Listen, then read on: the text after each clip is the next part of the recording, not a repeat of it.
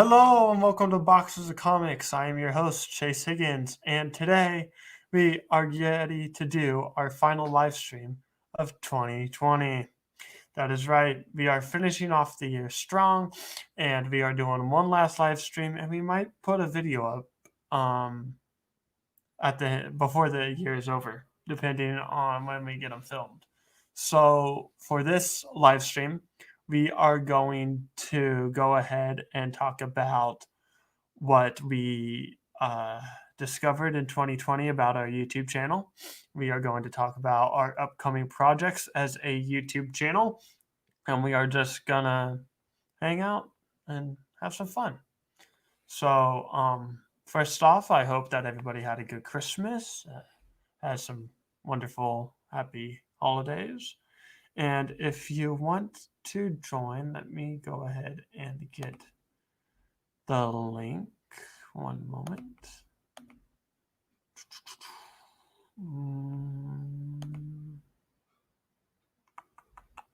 If I invite, copy, paste. So there you go. There is your link to join, and feel free to come in and join as we talk and we just have fun with our last live stream of 2020. For Christmas, I was lucky enough to get a new microphone and some new headphones, so hopefully you guys can hear me a bit better. And this week we start by talking about, or continue reading, the Marvel Encyclopedia. Let's open it up. We are probably halfway through this book. We're on page 102. And there's a little bit more than 200 pages, I think. Let me see. There is 238 pages. So we are right now talking about the Mandarin, not to be confused with the Mandalorian, because that's completely different. This is the Mandarin, Iron Man, and he was an Iron Man villain in the MCU. Appeared in Iron Man 3, but they did a bit of a change with the person. They made the Mandarin an actor, and then the actual Mandarin was the business guy that Tony Stark had crushed. That was weird. But anyways, let's read about the Mandarin. What you could do with the Mandarin's rings. You can turn Iron Man into dust with the Remaker, crush enemies into the ground with Dimok, keep meddling heroes at bay with Influence, turn up the heat with Incandescence, shock your friends with Lightning, turn roadblocks to rubble with Spectral, create illusions with the Liar, and keep everyone in the dark with Nightbringer. And finally, you could freeze foes solid with Zero. The Mandarin wants machines to house the dangerous alien spirits in his rings, so he kidnaps Tony Stark to make them. Tony saves the world by convincing the Mandarin's minions that the Mandarin is insane with his power and needs to be stopped. The Mandarin has a dragon ally. With the help of Mok Luan, Dragon Fin Fang Foom, one of the Fantastic Four's most threatening foes, the Mandarin conquers a sizable chunk of mainland China. Tell me more. Raised in poverty in China, the Mandarin ventures into the forbidden valley of the spirits, where he discovers an abandoned spaceship containing 10 rings. They were forged by the dragon-like aliens of Mok Lu 4. This sounds a lot like Shang-Chi and the Legend of the Ten Rings movie that's coming out. So maybe instead of having the Mandarin a villain in the Iron Man franchise, he could be a villain in the Shang-Chi franchise.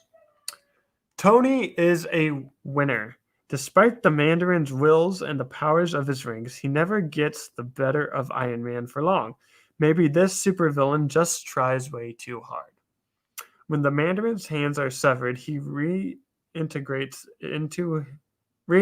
his rings into his body by embedding them into his spine. So that's interesting to know that when you don't have hands and you want to wear rings, just put them in your spine. Yes, the Mandarin has complete mastery over his Chi, or vital life force. When imprisoned by the Chinese government, he survives without food or water for several years. Between the panels, the Mandarin is one of Tony's oldest foes, debuting in Tales of Suspense number 50, which appeared February 1964. In 1964, I was not born. I wasn't even a thought in the world. I was just not alive. 1 year after Iron Man premiered the same title, so that's interesting. They created Iron Man, and then they're like, hey, we need a powerful foe. Boom! You got the Mandarin. It kind of sucks that his live action debut in Iron Man 3 was not that great, but that's okay. Behind the Iron Mask, Mandarin seeks to destroy Stark Industries for years before he discovers that Tony Stark is in fact Iron Man. At one point, the Mandarin rips off Iron Man's faceplate only to be fooled by a rubber mask. That's pretty bad. I don't know why you would try to rip off Iron Man's face. That's not that great. Taking extreme measures.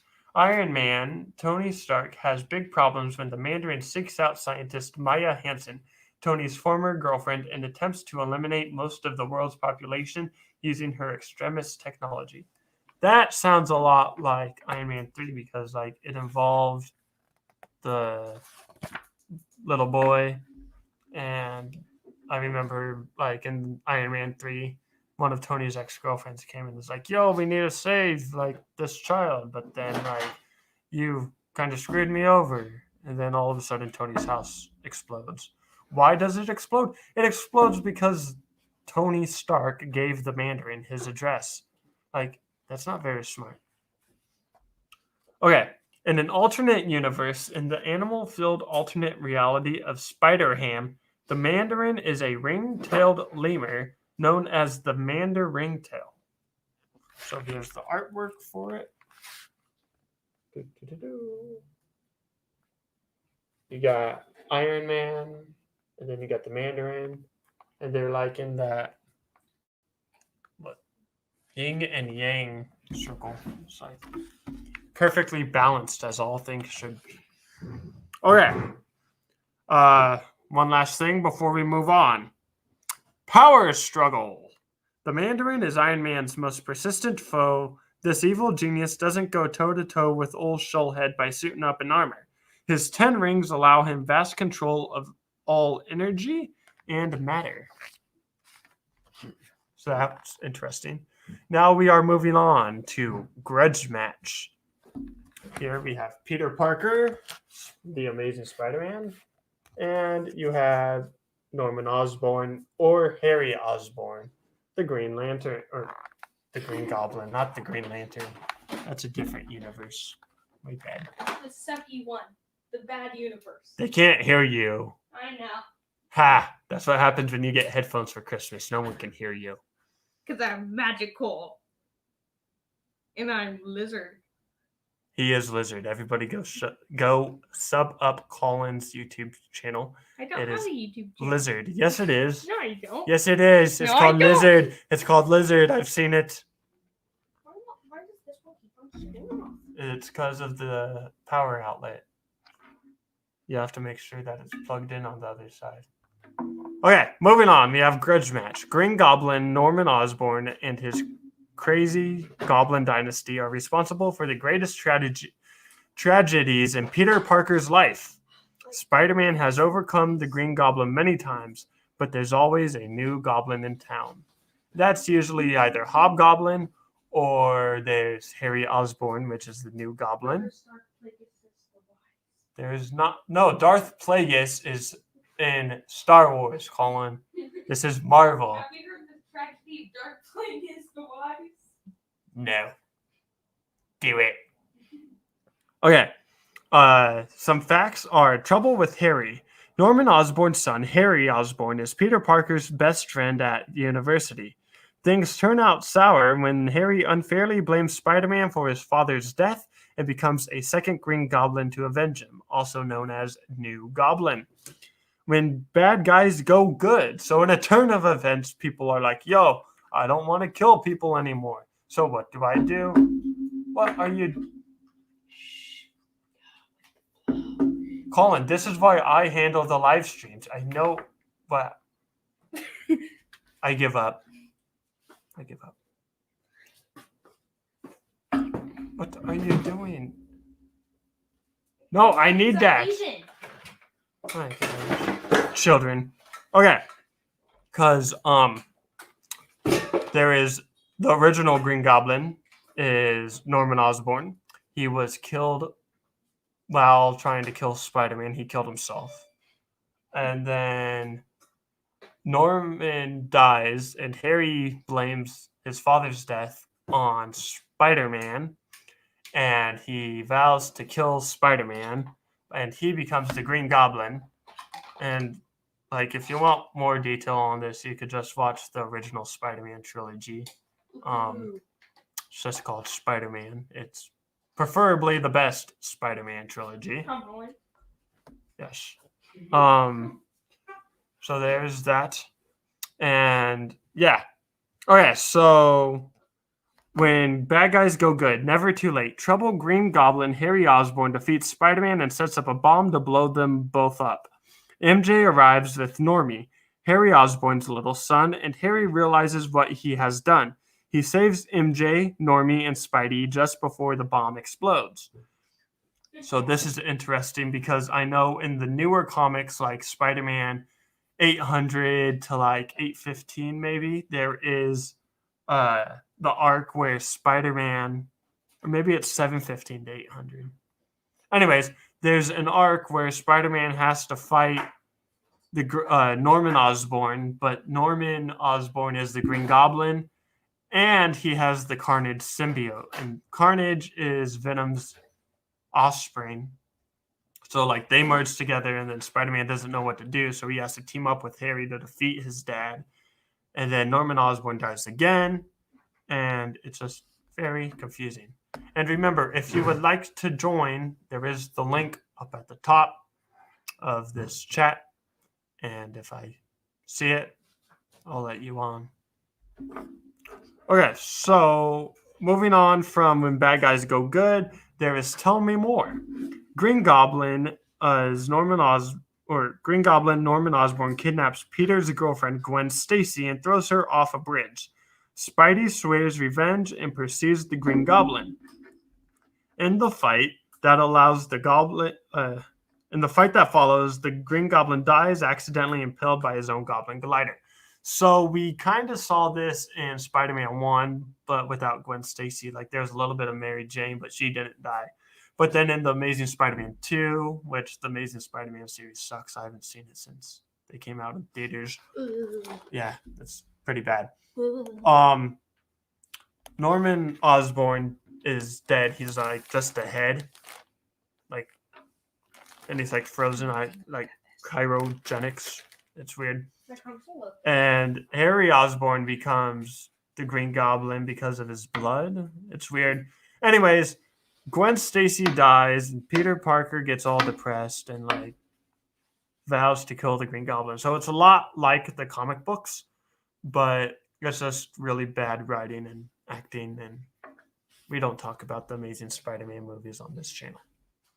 Okay. The top 5 Goblin gadgets are pumpkin bombs. They are shaped like exploding jack-o'-lanterns. The Goblin glasses. They mess with Spidey's spider senses. You have the Goblin gloves, which shoot blast of Goblin sparks. You have sonic toads and electric frogs. Little sound and energy bombs that will take away Spider-Man's Spidey sense. And then you have the Goblin glider, which smashes into people and fires lasers. So those are the top 5 goblin gadgets. If you disagree, let me know down below in the comments. If you agree, that's great. That is great. It's always good to agree. Even when you don't agree, it's good to disagree so that way you still agree to disagree. So in the end, you always agree. Okay, then you have sometimes Spider-Man loses his battles. After the former Scarlet Spider, Ben Reilly, assumes the role of Spider-Man, he is killed by the Green Goblin. And I didn't make that noise up. It literally says that in the book. So,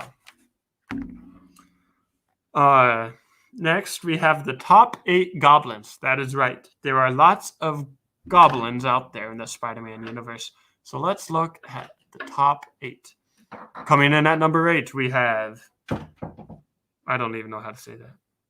Carly Cooper. One of Peter Parker's girlfriends, she discovers a cure for the goblin formula and turns herself into the goblin. Very weird.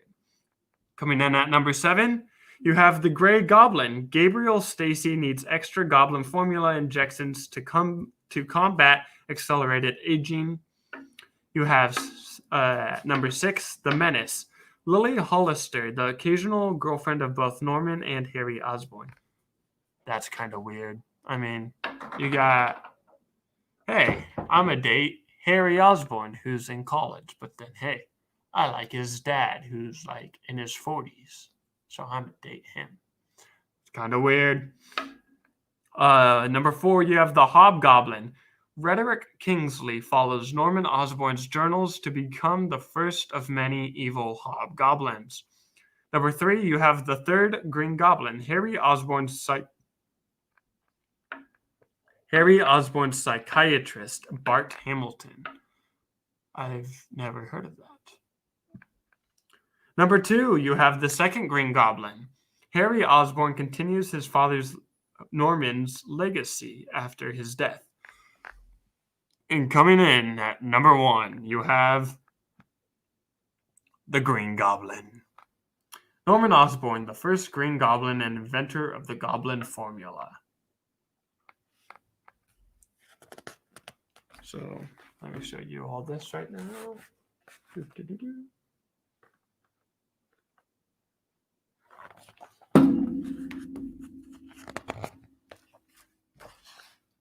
All right. I'm going to go through this and then we'll recap and start to finish things up. So this page is long ways. So, okay.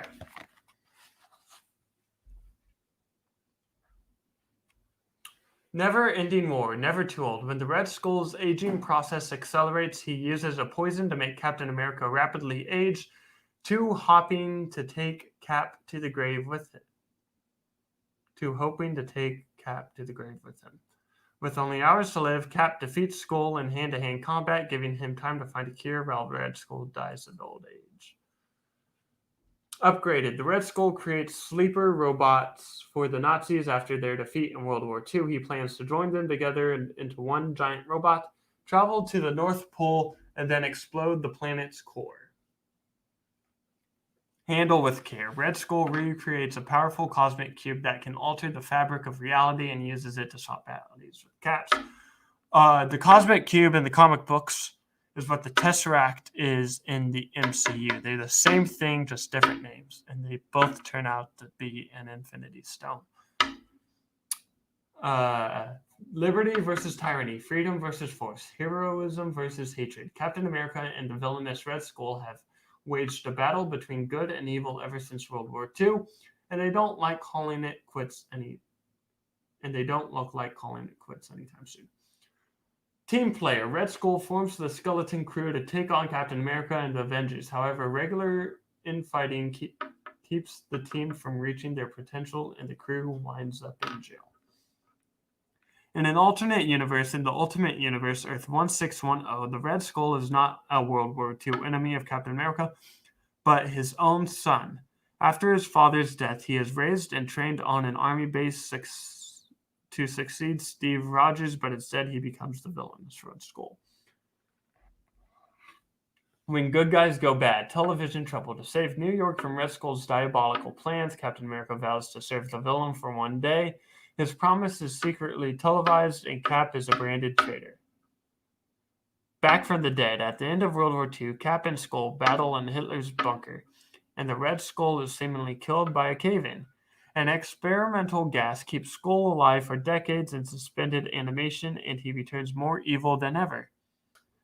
Yes! When Cap is captured by the Red Skull, the Skull's ally, villainous computer whiz and robotics expert Machinesmith or Machinesmith. Don't know why I had trouble with that. It's Machinesmith. He downloads all of Cap's memories and uses them to frame Cap for treason. The Master of Disguise. The Red Skull becomes the U.S. Secretary of State under the alias Del Resk. He plots to release a biological weapon, the Red Zone Plague, at Mount Rushmore. Once again, it's a race against time for Cap to foil yet another nefarious plan of the Red Skull.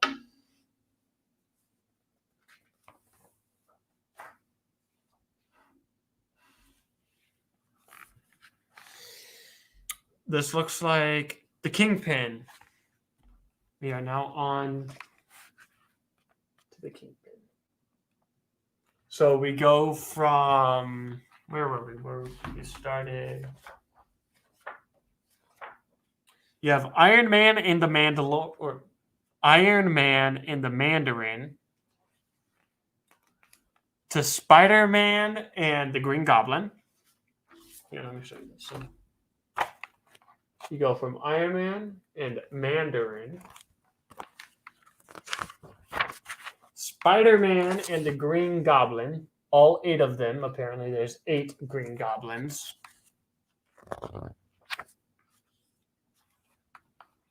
Then you go to Captain America and the Red Skull.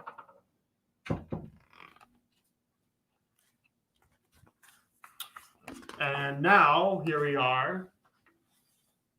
Last but not least, you have Kingpin and Daredevil. Okay, so fast facts. Wilson Fisk, alias the Kingpin.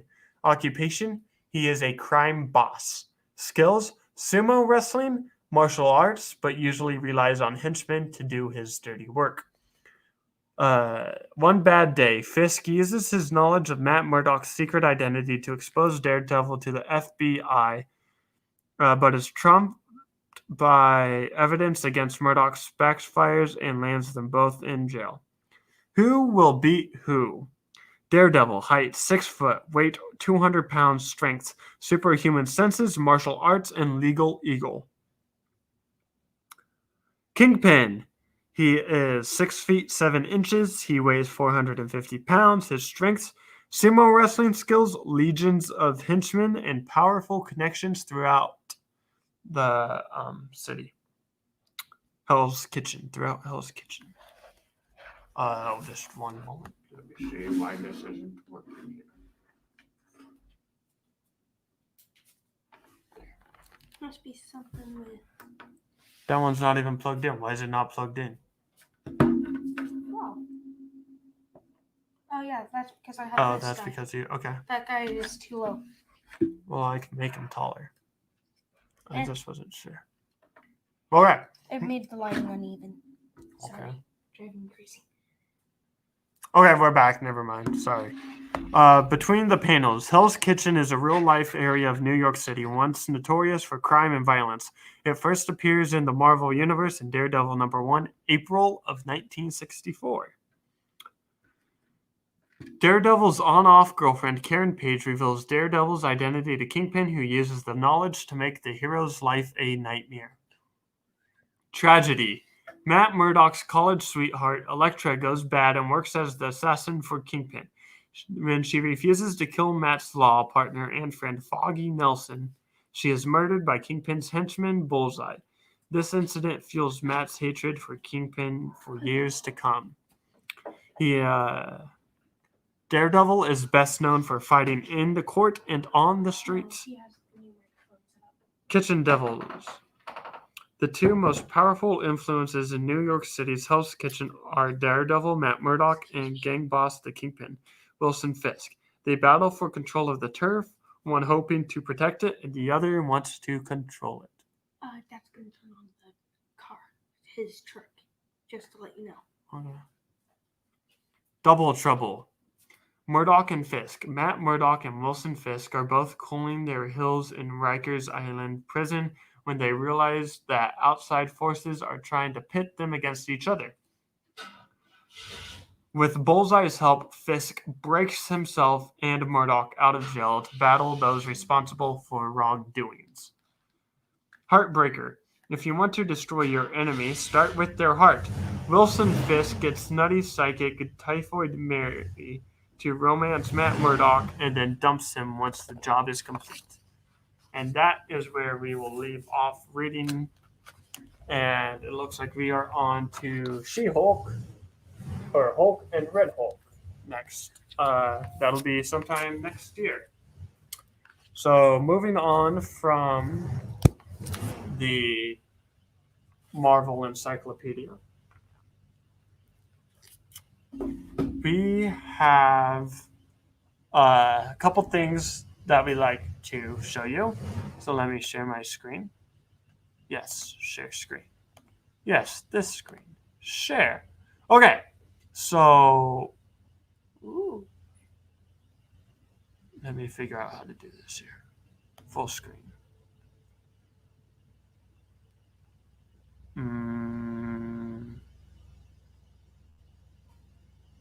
Okay, remove. Never mind. Wait, let me try this again. Add to stream.